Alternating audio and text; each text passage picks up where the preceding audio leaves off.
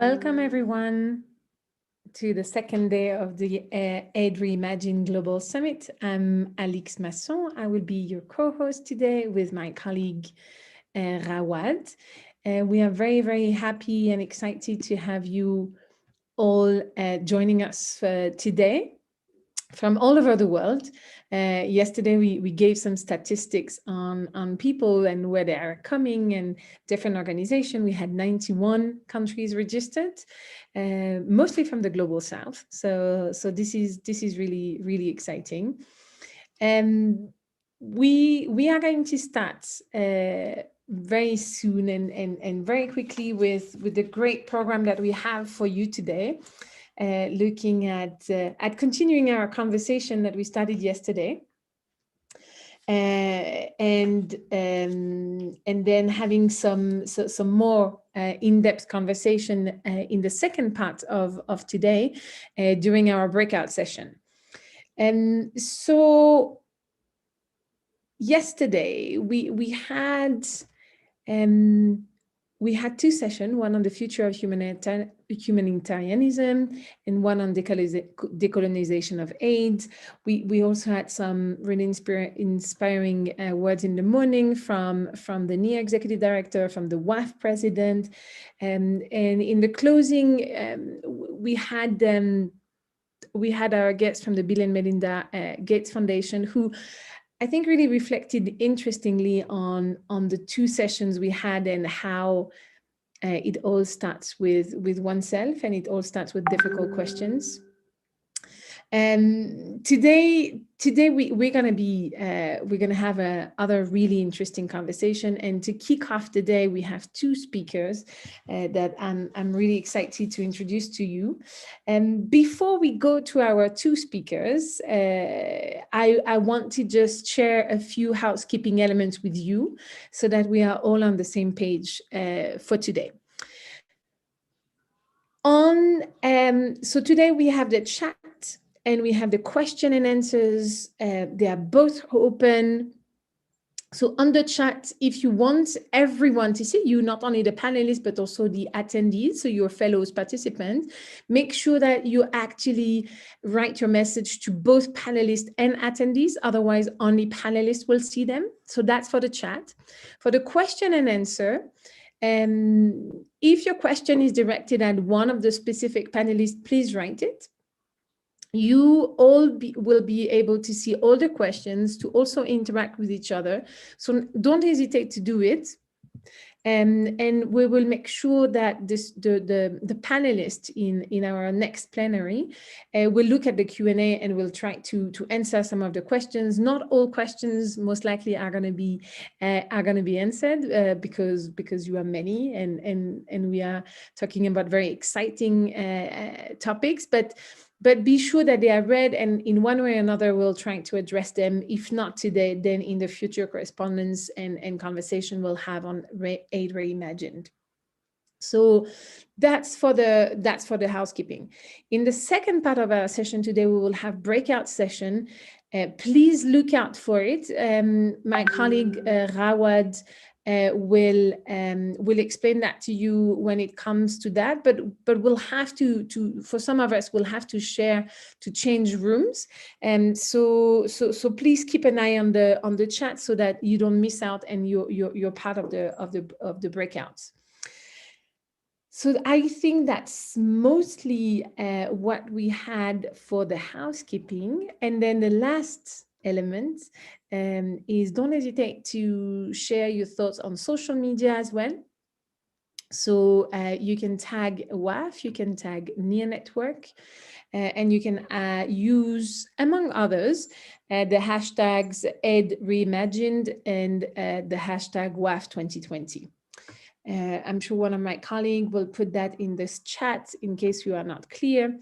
So you can also interact with us on social media. And as yesterday, it's also live streamed on YouTube.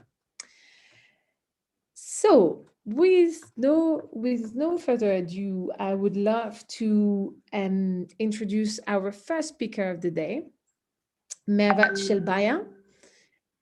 Mervat, can I ask you to come online? Yes, welcome, welcome. Thank you so much for joining us. So Mervat is the head of the YASC Secretariat. So maybe I'm going to tell you what YASC means, because I'm not really sure that everybody is so familiar. So YASC stands for the Interagency Standing Committee. And it's basically, how could we say, the body, the main body responsible for humanitarian affairs globally. So we are very privileged and happy to have you on board, Mervat, and we are looking forward to listening to you. Thank you so much. Brilliant. Many thanks, Alex. I just want to make sure you can hear me loud and clear. Perfect. Your voice is perfectly clear. Excellent. Well, السلام عليكم ورحمة الله وبركاته. طبعا أنا متشرفة جدا إن أنا أكون معاكم النهاردة، واعتذر إن أنا هغير من عربي لإنجليزي لأن ما قلتش للمنظمين للمؤتمر إن أنا هتكلم بالعربي النهاردة. So colleagues, it's truly a pleasure to be with you today, and great to see a lot of colleagues and old friends, including many that I have had the chance to work with, the privilege really to work with in the lead up to the World Humanitarian Summit of 2016.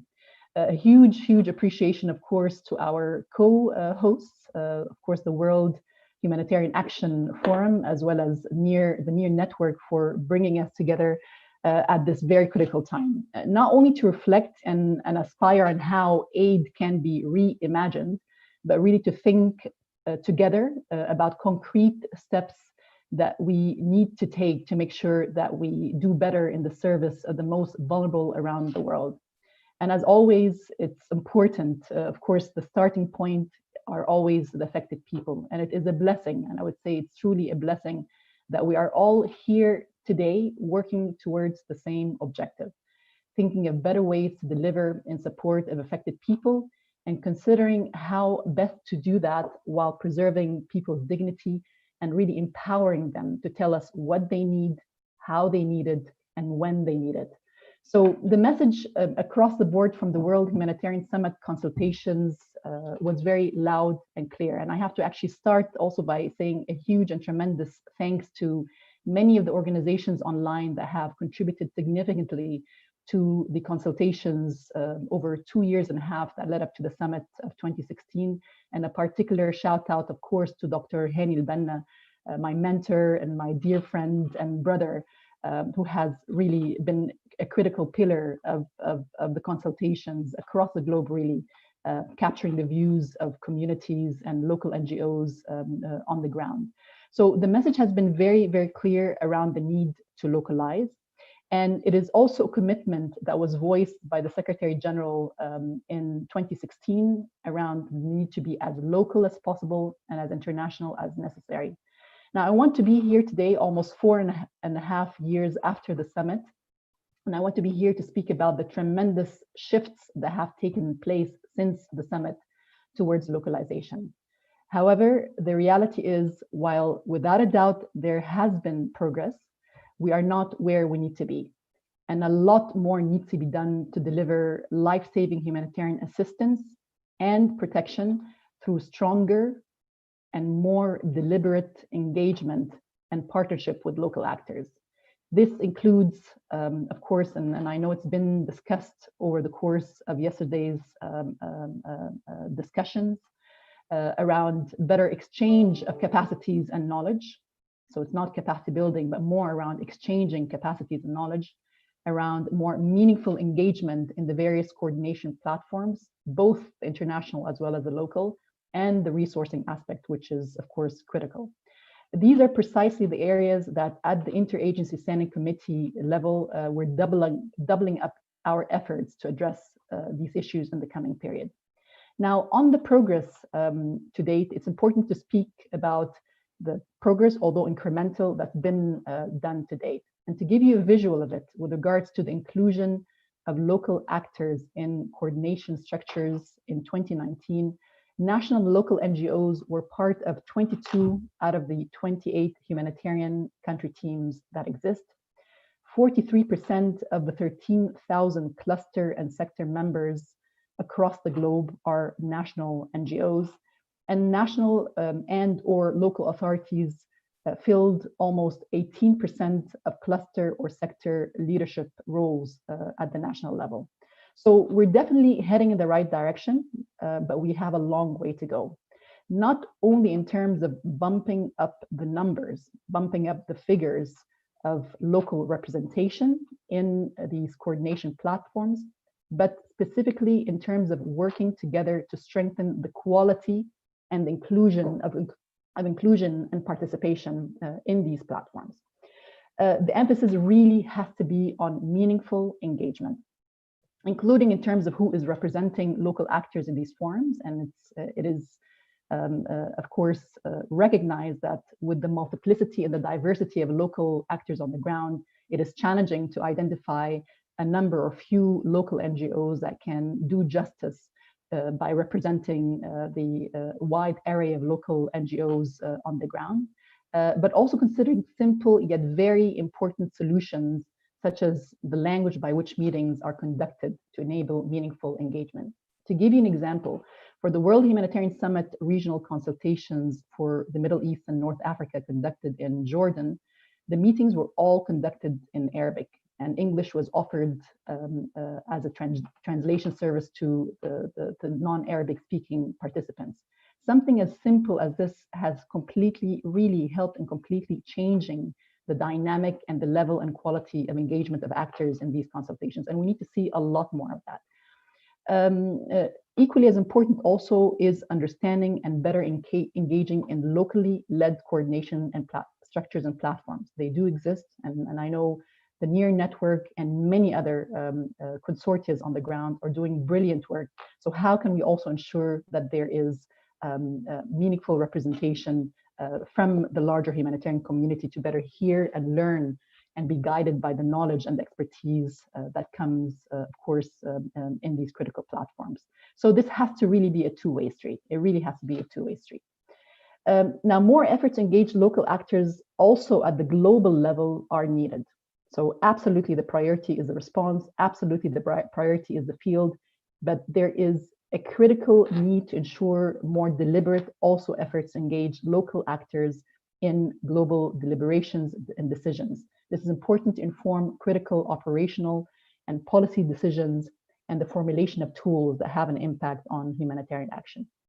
And that's why this dialogue today with through the World Humanitarian Action Forum is very critical. And we have taken this issue to heart at the Interagency Standing Committee. To give you an example, we've increased the level of national NGO representation in the Operational Policy and Advocacy Group. This is the normative arm of the ISC. And the contributions from colleagues from Akbar from Afghanistan, COAST in Bangladesh, and FRD from Pakistan has been extremely important and valuable in the discussions that we're having at the global level. Equally, and I'm happy to say that we've established a task force within the ISC that is charged with looking at concrete ways to deliver on the localization agenda. This group is co-led by the Somalia NGO Consortium and UNHCR, and I invite colleagues online, local NGOs online, to be in contact with IGVA or through the Secretariat as well, the ISC Secretariat, to consider ways to better engage and contribute to this important discussions. We're also keen to make sure that local NGOs are represented in the various ISC regional results groups that are charged with different critical areas of work, whether it's around humanitarian access, protection, financing, humanitarian development collaboration, and many others. And we welcome your expression of interest through the Humanitarian Forum or via IGVA to ensure that this representation is indeed enhanced in these platforms. On the financing side, as part of its World Humanitarian Summit commitments, OCHA, the Office for the Coordination of Humanitarian Affairs, also made significant progress with its management of its country-based pool funds. So to give you an example, in 2019, these funds met the goal of 25% of funds going to local actors as directly as possible. We're talking here about $242 million allocated that were channeled directly to national and local NGOs in 2019, benefiting almost 300 national partners across the work, and the work continues. So that's not the end point. It's great that OCHA has been able to deliver on that, and the work continues to make sure that we exceed that 25% target. Now, the issue of unlocking funds to frontline responders has also been high on the ISC's agenda at the onset of the COVID pandemic. This led to deliberate and targeted advocacy with donors to facilitate and make available flexible funds, but it also led to stepped up efforts by organizations such as UNHCR and UNICEF, and further steps by OCHA to remove the administrative hurdles that challenge the system in getting funds fast and at scale to frontline responders. Colleagues, we need to capitalize on these opportunities. In terms of looking at new ways of working, innovative ways of working that the COVID pandemic is presenting. We need to make sure that these exceptional measures are not only in place during these exceptional circumstances, but they become the new norm. Now, I will conclude by saying, obviously, that the issue of localization requires all of our collective deliberate efforts to make this happen. And I very much look forward to working with you to make this happen and to be as local as possible and international as necessary. Thank you so much again for the opportunity. Over to you, Alex. Thank you so much, Mervat. And thank you for giving us an overview of the changes that are taking place at the moment in IASC. As NIA, we are in the front line in looking at this and assisting. So we would be very happy if our members or any other local or national NGOs are also willing to join us in that effort. And to contribute to have more of those local voices in the global settings, and to make sure that policies actually fit the needs and communities and local NGOs, and not necessarily the rest or only the rest of the system. So thank you so much, Mervat, for these words and for sharing those elements. I will quickly move on to Mohamed Al-Hamdi, who is with Qatar Charity. Mr. Al-Hamdi will speak in Arabic. So I'll invite all our attendees who don't speak Arabic to move on interpretation English. So it's at the bottom of your screen. You should have a little line where you have all the different options, and one of them is called interpretation, and here you just move to English so that you are able to listen to Mohamed Al-Hamdi. Mr. Al-Hamdi, the floor is yours. Thank you so much for joining us. Thank you very much, Alex. Good afternoon for everyone, and thank you to give me this space to speak in this summit. Aid Reimagined, I think, is very important topic, and I will try to shift to Arabic because my words will be in Arabic. بسم الله الرحمن الرحيم. الحمد لله القائل وفي أموالهم حق معلوم للسائل والمحروم. وفي أموالهم حق للسائل والمحروم، والقائل والذين في أموالهم حق معلوم للسائل والمحروم، والقائل يحبون من هاجر إليهم ولا يجدون في صدورهم حاجة مما أوتوا ويؤثرون على أنفسهم ولو كان بهم خصاصة، والقائل ويطعمون الطعام على حبه مسكينا ويتيما وأسيرا. والصلاة والسلام على أشرف الأنبياء والمرسلين سيدنا محمد صلى الله عليه وسلم، والذي قال عنه تعالى ورفعنا لك ذكرك، نبي الإنسانية الذي جاءنا بتكريم الإنسان ولقد كرمنا بني آدم، نبي الإنسانية الذي أمرنا بإغاثة ذي الحاجة والملهوف، نبي الإنسانية الذي قال لا يؤمن أحدكم حتى يحب لأخيه ما يحب لنفسه. تلك هي الأركان الثلاثة للإنسانية، فهي فضيلة مرتبطة بالمبادئ القائمة على الإيثار في تكريم الإنسان وحب الخير له. هذا هو التعريف المعاصر للإنسانية. مستقبل الإنسانية، أن مداخلة الحديث حول الإنسانية سيكون من منطلق ممارستها عن طريق العمل الإنساني والارتقاء بها عبر تجويد العمل الإنساني ومعالجته أوجه القصور التي نراها فيه ماثلة أمامنا بحكم وجودنا في قلب مجتمع العمل الإنساني وقلب الأزمات الطبيعية والصراعات التي تعصف الإنسان وبيئته. ومستقبل ممارسة الإنسانية مرتبط بشكل وثيق بمدى نجاحنا في التغلب على التحديات التي نواجهها اليوم. ولا شك أن السؤال الذي اختاره منظمو هذا المؤتمر لتتم الإجابة عليه في السلسلة التي اقترحوها على 3 مراحل. المرحلة الأولى وهي التي نحن بصددها اليوم تحديد التحديات والتعرف على مراحل التطور وكيف سيكون شكل التغيير في العمل الإنساني. المرحلة الثانية الدراسة المتقصية ورسم الاستراتيجيات. والمرحلة الثالثة تنزيلها ومتابعتها. كيف يمكن للمنظمات الإنسانية إعادة تشكيل قطاع العمل الإنساني بحيث يكون مناسبا للهدف الرئيسي من وجوده وهو حماية وتلبية احتياجات المجتمعات الأكثر ضعفا، أي حفظ الأرواح وتوفير سبل العيش الكريم وحماية الضعفاء من الاستغلال. هناك مجموعة من التحديات. نبدأها بالتحدي الأول، من تحديد مواطن التغيير والتطوير وإعادة تشكيل العمل الإنساني، مرتبطة بجملة من التحديات القائمة يأتي في مقدمتها تزايد وحجم الاحتياجات الإنسانية.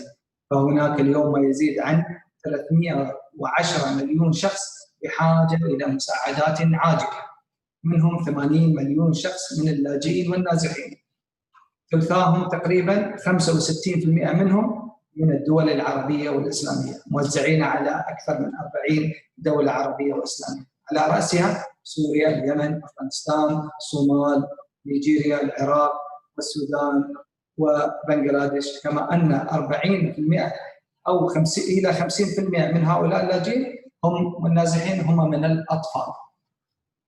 حاجة جائحة كوفيد-19 ضاعفت عدد مهم من المساعدات الإنسانية وزادت حجم الاحتياج في الميدان بشكل يتجاوز 25%، فعصفت بكثير من الأعمال والأنشطة التي قدمتها المنظمات على مدى زمن من العقود. وها هي توقعات تشير إلى أن 140 مليون شخص سيقعون هذه السنة فقط في الفقر المدقع، ليبلغ مجموع من يعيشون في فقر مدقع حول العالم أكثر من 740 مليون شخص حول العالم، منهم أكثر من 250 مليون شخص في الدول العربية والإسلامية. أما التحدي الثاني هو نقص مصادر التمويل المتاحة. بالرغم من أن السنة الماضية كانت أعلى من حيث الاحتياجات الإنسانية وتكلفة تمويل الاستجابة لها، فقد شهدت التمويلات تراجعا كبيرا لم يشهده العمل الإنساني منذ أكثر من 7 سنوات. واليوم في ظل جائحة كوفيد-19 فإن التحديات المتعلقة بالتمويل تزداد حدة في ظل الضغوط على موازنات الدول بسبب الانكماش الاقتصادي واتساع العجز الناتج عن الانعكاسات الصحية والاجتماعية. عدد الذين يحتاجون المساعدات الإنسانية حول العالم 310 في سنة 2020، موزعة على 63 دولة. تبلغ تكلفتهم لتغطية هذا الاحتياج أكثر من 37 مليار دولار. أن محصلة التحديين السابقين تزيد الاحتياج ونقص مصادر التمويل يحتمل العمل على تعزيز الفاعلية والكفاءة من أجل تغطية هذه الاحتياجات القائمة، بحيث يحصل كل محتاج على المساعدة التي يستحقها، وأن تسعى المنظمات الإنسانية إلى تنوع مصادر التمويل وقدرتها في إيجاد مصادر جديدة. التحدي الثالث وهو المساءلة عن النتائج. فلقد ولى ذلك الزمان الذي كانت فيه المنظمات تحسب الموارد وتقدم التقارير حول المساعدات والتي تقدمها والتي تنفذها لصالح المحتاجين. الاتجاه اليوم هو مزيد من المساءلة، مزيد من إظهار النتائج والأثر المتحقق من هذه المساعدات. إن أسئلة من قبيل هل تحقق الأنشطة الإنسانية الأهداف المحددة لها؟ هل تصل المساعدات المقدمة في الوقت الملائم؟ هل تحقق تكاليف التدخلات الإنسانية أفضل قيمة ممكنة؟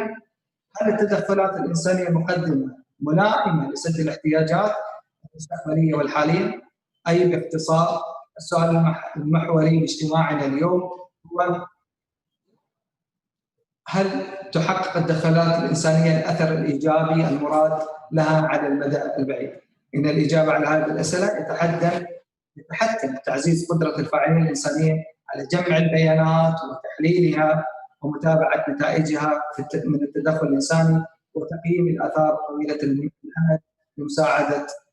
للمساعدة وتطوير قدرة العاملين في مجال العمل الإنساني، وهو الذي نراه أولوية ملحة. التحدي الرابع وهو المشاركة، أي كيف يمكن تمكين الأشخاص والمجتمعات المتأثرة بالأزمات من المشاركة في القرارات المتعلقة بالمساعدات المقدمة لهم. وهنا ظهرت فعالية زيادة الاعتماد على تقديم المساعدات المالية للمستفيدين بدلاً عن السلع والمواد، وذلك أحفظ للكرامة المحتاج وأقصر من حيث يقول سلسلة الإمداد، وأقل تكلفة فالمستفيد أكثر كفاءة في توزيع الموارد المالية المقدمة له في تغطية احتياجه، واستغلال الفرص. أعتز بالتطور، وأنا أعتز حقيقة بالتطور الذي أنجزناه في قطر الخيرية، حيث أن ما يقارب 40% من حجم الإنفاق السنوي الذي تنفقه قطر الخيرية يكون من خلال توزيع الأموال النقدية على المحتاجين، بحيث أصبح لدينا شبكة من أكثر من 200,000 أسرة تعتمد على هذه المساعدات من أجل توفير حياة كريمة لها. وهنا لابد لنا كمنظمات إنسانية بذل المزيد من الجهد على صعيد مناصرة ودعم الشمول المالي. ومن أوجه التحدي المشاركة التي يواجهنا كمنظمات إنسانية توطين العمل الإنساني وضرورة العمل على أن تكمل المنظمات الإنسانية قدراتها المؤسسية المحلية في الدول المستضيفة وتعزيز قدراتها ودعم منظمات المجتمع المحلي في الدول المتأثرة بالأزمات. والتحديات تطول وكلها من الأهمية نصيب، وهناك التحدي المرتبط بتطوير العمل والتدقيق في المدخلات واستخدام البرامج التنموية في عالم تزداد فيه الأزمات الممتدة انتشارا، وهناك تحدي المرتبط بالاستدامة المالية للمنظمات في عالم متغير تسوده حالة عدم اليقين، كما تحدي توظيف الحلول التكنولوجية في التدخلات الميدانية ما زال قائما ويحتاج إلى مزيد من الاستثمار والجهد. لكن قبل أن أختم، لا يمكن لأي عمل في مجال العمل الإنساني أن يؤكد على هناك تحديين رئيسيين يجب أن نأخذهما بعين الاعتبار، وهو العائق فيما يتعلق بالتحويلات المالية التي تعاني منها أغلب المنظمات الإنسانية، والأمر الثاني اللي هو تسييس العمل الإنساني وآثاره السلبية على المنظمات وعلى المستفيدين. وهنا تأتي أهمية تطوير مظلة للتنظيم الذاتي تضم أوسع طيف من المنظمات الإنسانية تستثمر في البحث والتطوير لوضع معايير ترفع من جودة العمل الإنساني، تدعم مشروعية القطاع غير الربحي وتعزز النزاهة وحماية الثقة في المنظمات الإنسانية، وترتقي بالشفافية وتناصر قضاياها أمام المجتمع الدولي والمانحين والنظام المصرفي وغيرها من أصحاب المصلحة. وقال تعالى: وقل اعملوا فسيرى الله عملكم ورسوله والمؤمنين. شكرا لكم. Alex, you have the speech. Thank you very much.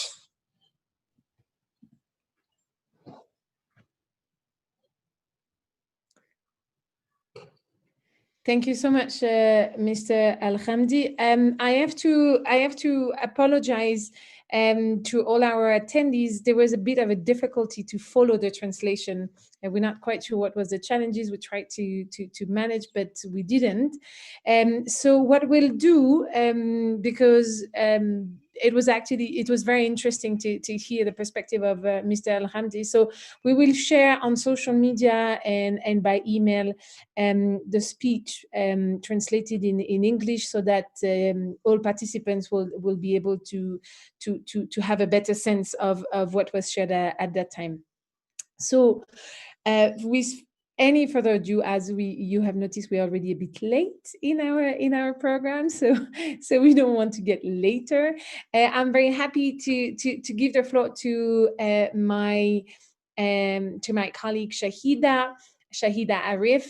She's our regional representative with NIR, and she will be moderating our next session on local coordination. And I'm really looking forward to it. Shahida, over to you. Thank you so much, Alex. Assalamu alaikum. Good morning, good afternoon, and good evening, everyone. Welcome to the plenary on local coordination and local leadership. I will be moderating this plenary session as shared by Alex. So I am with NEAR, which is Network of Empowered Aid Response, as regional representative for Asia and the Pacific. And I'm super excited to see such a diverse, experienced humanitarian and development experts from across the globe participating in WHAF 2020. Thank you so much for joining us today. In order to get a better sense and making the best of this opportunity, may I request if you can just write your name, organization, and country in the chat box. I can see like some of you have already been doing that, but it would be great if all of you could do that, because this would be great to see that who is with us today in WAF. And thank you so much for this. Before we start, let me introduce our distinguished expert panel who are doing great work in their own context and have been leading on various initiatives on local coordination and local leadership. We all are going to benefit from their insight on the topic. In case you want to know more about their background, please visit the website. And I'd also request my colleagues on the team to share the link again in the chat box so all the participants can access their bios so you know them well and can interact with them as well. Let me briefly introduce the expert panel. So I have with me Mr. Harith Al-Aryani. He is the External Relations and Coordination Officer, Life Makers Meeting Place from Yemen. Then I have Mr. Benedict. He is the National Coordinator, Partnership of Philippines Support Service Agencies. Then I have Mr. Dennis from Latin America and Caribbean Central America region.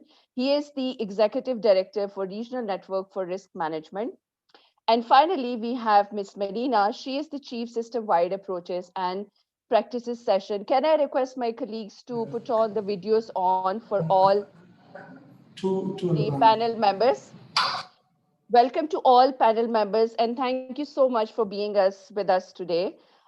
Before I head over to panel members for their opening remarks, I wanted to also share with you a few reflections based on my experience working with NEAR and being in the recent conversations with national networks and local and national organizations in the Global South.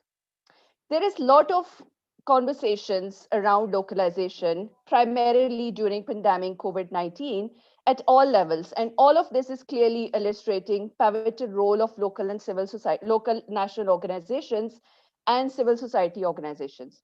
However, we understand that the space for these local actors within the international system is limited by the space provided to them and with their capacity to access international support, which is actually posing a significant challenge. Therefore, I have been reflecting on some of the points being a humanitarian worker in the Global South and as a part of WAF that I wanted to put forward for your consideration, like how to reimagine the coordination structure and begin with a true two-way exchange of information and capacity, and how power is shared between organizations. Then I was also wanted to mention this point that how truly collaborative models could be built through the success and sustainability of aid programs moving forward. How a shift could happen to rethink models of engagement and focusing more on strengthening relationships with the communities. And finally, how local voices could be heard and actively centered and prioritized to accommodate these groups' genuine participation. I hope that we'll answer to some of these questions and we'll have a fruitful discussion in the next 50 minutes or so. And we'll capture some great examples on what is working in local coordination and what more could be done to support local leadership and a way forward that could be replicated and scale up. However, I feel this isn't possible until we all participate in this conversation. So there are a couple of options that you have for this plenary. A, please use the chat box. and share your experiences on the topic, and would be great to hear the wonderful work that you are doing at all levels. What conversations you are hearing and would have been part of any such, and have been part of any such models. The second option, use the Q&A. So for question to the panel members, you can use the Q&A tab as shared by my colleague Alex at the bottom. And then my panel members will be responding to your questions directly so we don't miss. But of course, the third option is that we'll try to have an open space. And it's going to be 10 to 15 minutes where you can ask the questions to the panel members live. I think that's pretty much from my side. Now I would like to hand over the floor to my amazing panel members for their opening remarks, and will request all the panel members to be precise and brief. So I would like to start with Harith first. Harith, can you hear me?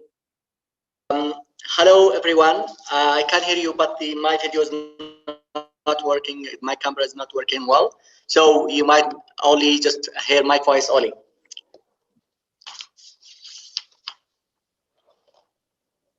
Sure, Harith, please go ahead. Floor is yours. I'll start. Okay. I am Harith Al-Aryani. I'm working for Life Makers Meeting Place organization operating in Yemen. I have a master's degree in TESOL from Canterbury Christchurch University. Has a problem with his connection, so maybe we'll give him some time to check his issue, and we move to someone else. Or Harith, there is a problem, I think, with your connection. So let's take some time, and meanwhile you can fix it. And probably I would request Mr. Benedict for his remarks. Benedict, yeah, please unmute. Okay, here you go. Good evening, everyone. I'm Benedict from the Philippines. The issue of local coordination and leadership has been quite a buzz since the World Humanitarian Summit. And there has, like mentioned earlier, there's been some progress, but there are still a lot of challenges that has to be met to be able to reach where we want to reach in terms of localization. Some of the few things that we had been doing in the Philippines, being an archipelagic and quite regional country, is that strengthening coordination among the national actors, especially in the NGO and civil society sector. So in the Philippines, we had been trying to activate what we call the Philippine Platform for Emergency Response, which gathers the development NGOs under the Caucus of Development NGO Networks in the Philippines, faith-based organizations, both Catholic and Protestant groups, and as well as humanitarian groups, to be able to better coordinate among ourselves, both in terms of operations and in terms of information sharing. We also try to coordinate among ourselves in terms of fundraising. So we had built a platform called Shared Aid Fund for Emergency Response, which tries to augment the efforts of the individual efforts of the networks to raise funds, to adding public fundraising to be able to augment operations of each of the networks involved. So, so local coordination is helped by coordination among the national actors. But coordination also needed to be made with the international NGOs and the multilateral agencies. So in the Philippines, we have the Philippine International NGO Network, or PINGON, which groups the international NGOs working especially on the humanitarian field, as well as the humanitarian country team, where we had been trying to activate the CSO, the civil society participation in that level. So having a stronger coordination among the national groups, strengthened our capacity to engage the international NGOs and the humanitarian country team to be able to have a seat at the table. But there are still some challenges to make it more meaningful in terms of really having collaborative decision-making in terms of response planning, budgeting, implementation, and monitoring. So there has been some gain, but a lot of things would have still to be done to be able to make this collaboration more meaningful. But another challenge that we would like to raise is that it's not just localization, it's not just transferring or sharing the decision making between the international players and the national actors. It's also pushing down the level of localization as far down as possible to the affected communities. So part of our effort is also strengthening our coordination with local groups, especially in the community, to ensure that their voices can be part of the, we can bring up their concerns and issues in national and international conversation, and also bring down decision-making processes and response planning processes down to their levels. Although part of the challenge here, especially now in the COVID pandemic, would be how do we strengthen interaction among these local groups given the quarantine protocols and other needs. So there has to be we are trying to innovate ways on exchanging capacity building, not just in terms of perspectives and know-how, but also in terms of technology and equipment to be able to communicate and to plan together in these challenging times. So so we have gains, but in coordination among the local national actors, but in order to engage better with the international NGOs and multilateral institutions in terms of trying to have more meaningful partnership in collaborative decision making in terms of response planning, budgeting, and implementation.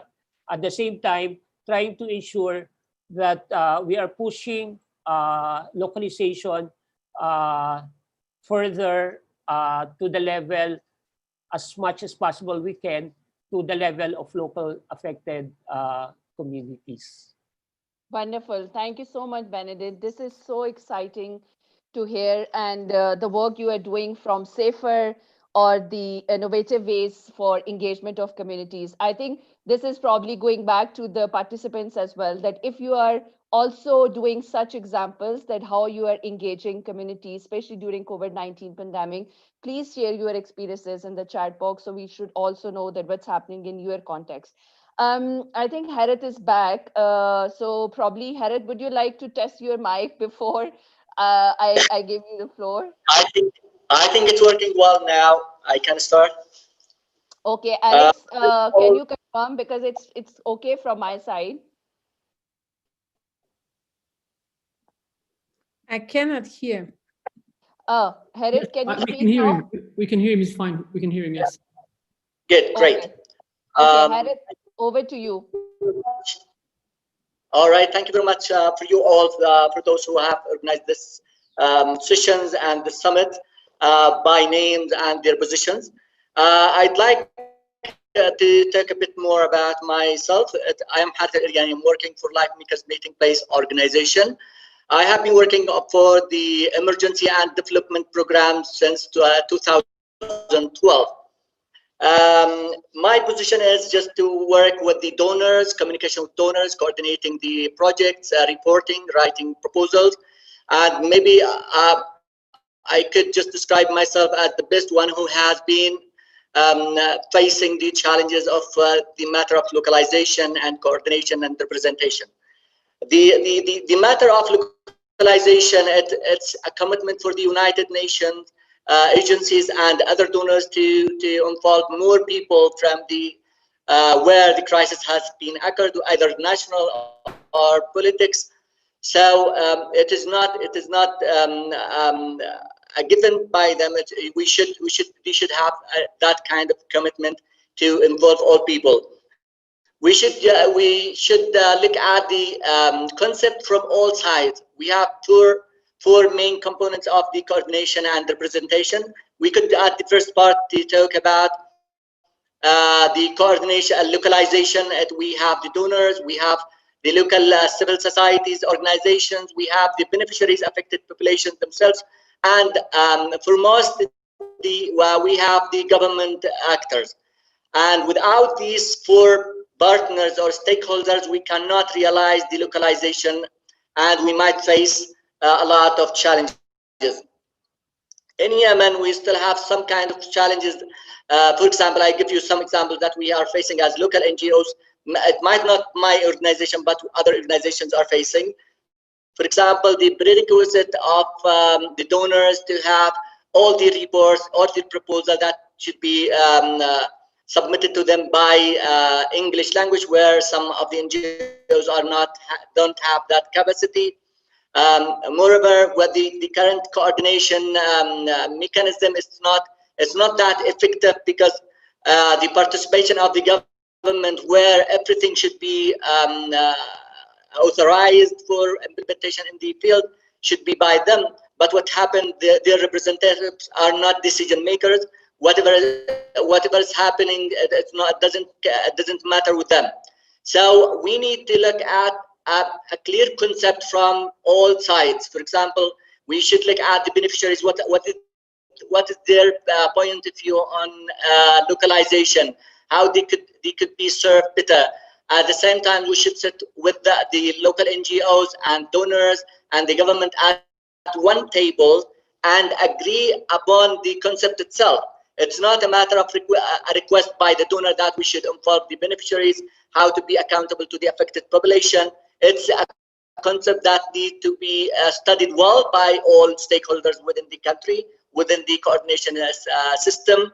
Another issue we are facing as local NGOs and the localization, the representation of the local NGOs is not that effective. It is with poor coordination quality, as we know only one organization or two that have been representing us for over 6 years, and we never have been invited to a meeting. So it's a matter of just like an image in the wall that we have coordination, we are involving the local NGOs, but by the same time, it's not the real fact that we don't have our voice heard. During the pandemic, the crisis in Yemen has been very complicated, as the local NGOs has lost many of their donors because of the lack of funding from the donor side and even the government that used to support Yemen in their crisis. The problem has been more complicated with the COVID-19. In Yemen, we have tried as local NGOs. We have come together for 9 local NGOs to have one voice, to have our voice heard, and we have succeeded to get a funding, small funding from ICFA to support the establishment of such kind of forum. We hope that this kind of forum will be supported more, so we can have more image on the localization and representation in the humanitarian action in the country. And as a final recommendation from my side in this small talk, are we ready for the localization concept and representation? Are the donors willing to cope or to be more flexible to adapt to the localization in each country? So I do recommend that we need to think fully about the concept, so we can start rightly from the right side, from the first step should be wise and studied well. Thank you very much. Wonderful. Thank you so much, Harriet, for sharing your context and your recommendations as well. Now I would like to come to Mr. Dennis. Dennis, for your opening remarks.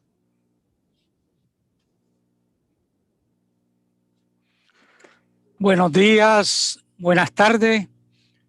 Muchas gracias, Chaida, por esta oportunidad y quienes han dedicado parte de su tiempo para este intercambio de ideas. Permítanme expresar lo siguiente. Soy un ciudadano de Nicaragua. Es uno de los países de la región centroamericana que se caracteriza por ser altamente vulnerable y con múltiples amenazas que en muchas ocasiones evolucionan en un mismo periodo de tiempo. Es decir, nos caracterizamos en la región por ser multiamenaza y altamente vulnerables. Me desempeño en una plataforma denominada Concertación Regional para la Gestión de Riesgo, que a su vez está integrada por 4 mesas nacionales para la gestión de riesgo, y en estas interactúan una cantidad importante de organizaciones sin ánimo de lucro, la academia, organizaciones que basan su trabajo en la fe, diferentes expresiones del movimiento social y cooperativas, particularmente de mujeres. A propósito, hoy 25 de noviembre es el Día Internacional de Lucha contra la Violencia hacia las mujeres, niñas y niños. Nos parece interesante que estemos realizando justamente esta reflexión en ese contexto.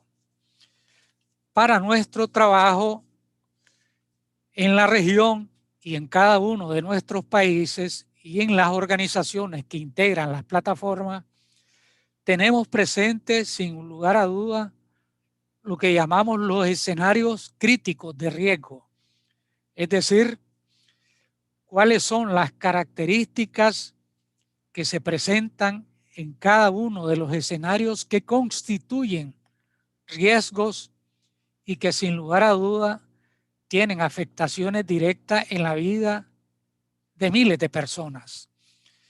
Es así que actualmente reconocemos que lo que está ocurriendo en materia de clima y que deriva en desastre no es más que la crisis mundial del clima, que prácticamente ha colocado al planeta Tierra en una situación bastante precaria y tiene en calidad de exposición a millones de seres humanos. Hay una crisis mundial del clima afectando a millones de seres humanos.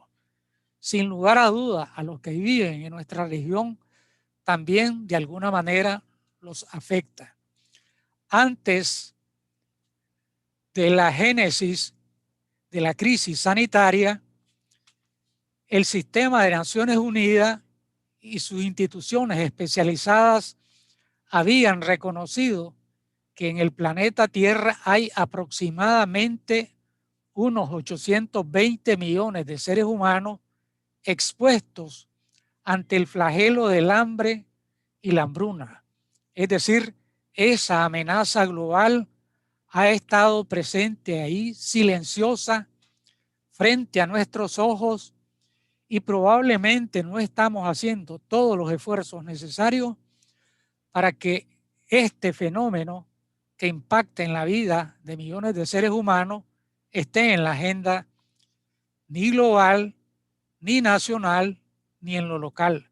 Pero la realidad es que está presente.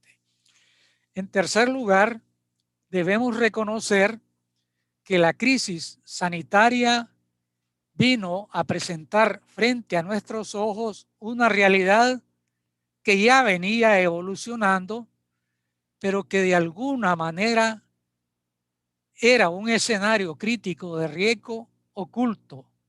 Es decir, aunque estaba frente a nuestros ojos, no lográbamos ver que habían millones de seres humanos que no accedían a los servicios básicos de salud y consecuentemente la exposición ante múltiples enfermedades venía a ser un elemento que tiene todas las características de una crisis global.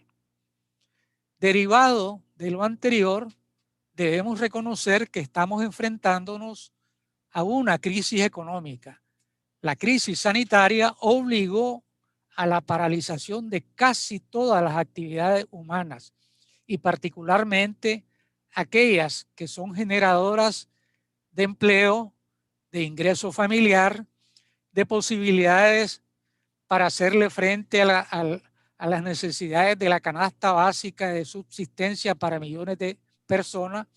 En fin, una y otra crisis ha venido a exacerbar la situación económica y obviamente estamos a unos pasos de tener presente los efectos adversos de una crisis económica.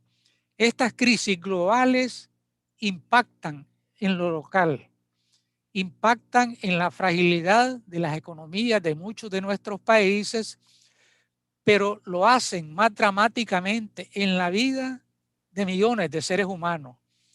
Ninguna de estas crisis y de estos escenarios críticos de riesgo globales están ajenos a la realidad de quienes vivimos en la región centroamericana. Diariamente logramos observar los efectos adversos de distintos fenómenos. Perdón. Sí, escucho, perdón. ¿Puedo continuar? Yes, we can hear. Hola. Yes, please. Dennis, could you please precise, but because we'll come to you again.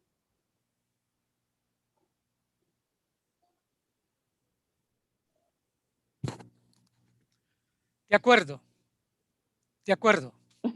Totalmente de acuerdo. Thank you. That's really nice to hear from you, and thank you for sharing your context. I'll come back to you again, but before that, I would like to go to Marina for her opening remarks. Again, I'll request all the panel members that please be precise and brief, because unfortunately, we don't have much time online. And this is so enriching discussion that we want to cover all the points that we discussed. So over to you, Marina, and for participants, please put down your questions in the Q&A, and I'll request panel members to respond as well directly there. Thank you.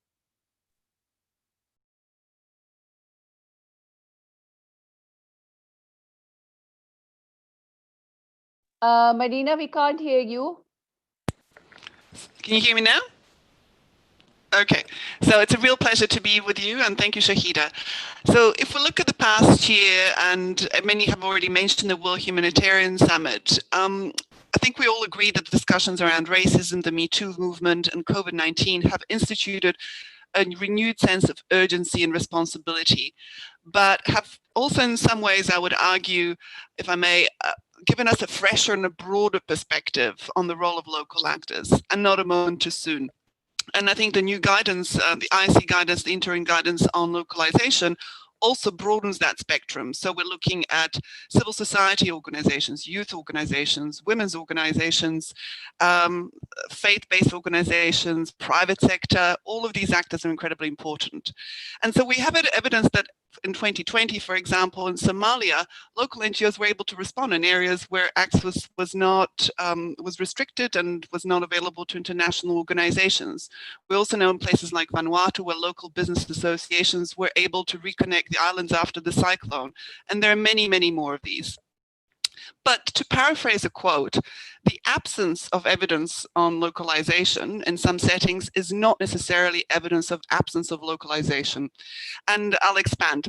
So first, I think we're getting much better at having more comprehensive data on localization in settings where we have an international response. And I'll get onto this in a moment. But let me start with what we don't know. So, for example, by some estimates globally, as much as 50% of disasters occur, and granted these are probably smaller and more localized, of a more localized character, occur in situations where there is no international assistance and no international responders. This means there are settings where we do not have full insight into the response, know what types of coordination arrangements are used, what roles local actors play, and what models are applied. So my first point is we should be able to better collect evidence and learnings from such settings. And on this, we should also count on you on bringing these good practices and evidence to the fore. In the other part, the one that we do track, Mervat earlier has already spoken on participation at a global level. And at field level, in the 28 locations where we have interagency standing committee coordination structures, as we call them in 2019, this is where we collect information, and it's the only standardized method we have. So on this, I have 6 points. The membership and the participation varies. So first, on numbers.